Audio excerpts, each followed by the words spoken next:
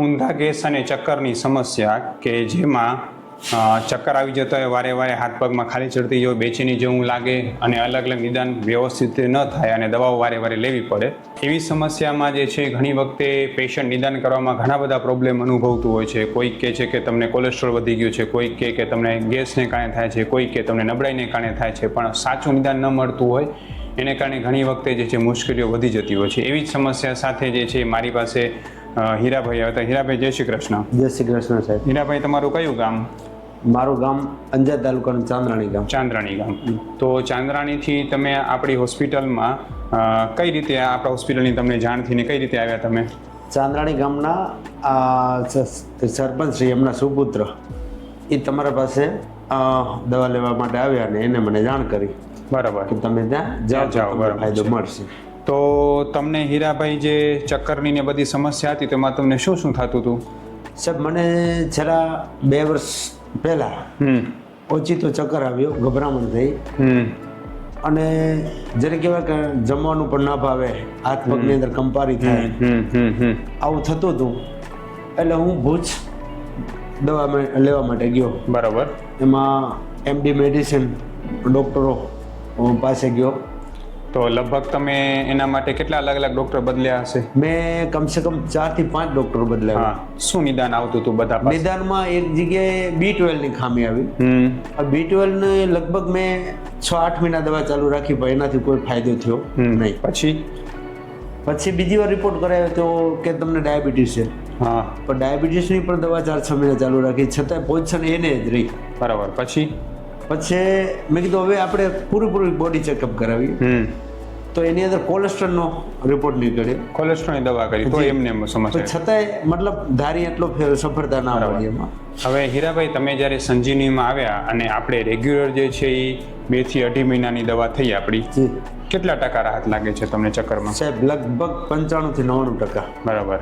એટલે ઓલમોસ્ટ હવે ચક્કર નથી આવતા. બરાબર ને? તમારા બધા રિપોર્ટ જે જૂના હતા એ બધા રિપોર્ટ નોર્મલ આવી ગયા? હવે બધા નોર્મલ આવી ગયા. કોલેસ્ટ્રોલ નોર્મલ છે, ડાયાબિટીસ નોર્મલ છે, B12 નોર્મલ છે.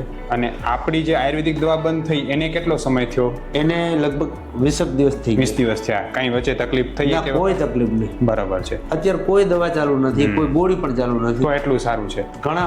છતાં પણ ઘણું સારું. તમારા માધ્યમથી હીરાભાઈ હું લોકોને એ સમજાવવા માંગુ છું કે આયુર્વેદ સારવારમાં સાચું નિદાન અગત્યનું છે. 100%. એવા ડોક્ટરને મળો કે જેમની પાસે આયુર્વેદની ઓથેન્ટિક ડિગ્રી હોય, BMS કે MD ડોક્ટરો હોય, એમની પાસે તમારા જેવા રોગ મટાડવાનો બહોળો અનુભવ હોય, તમારી તાસીર અને પ્રકૃતિ પ્રમાણે નિદાન કરીને દવા અને પંચકર્મ સારવાર કરી શકતા હોય, એવા જ ડૉક્ટર પાસે દવા લેવાથી ફાયદો થાય છે. નહીંતર આયુર્વેદનું નામ ખરાબ થાય છે અને પેશન્ટ ગેરમાર્ગે દોરાય છે. 100%.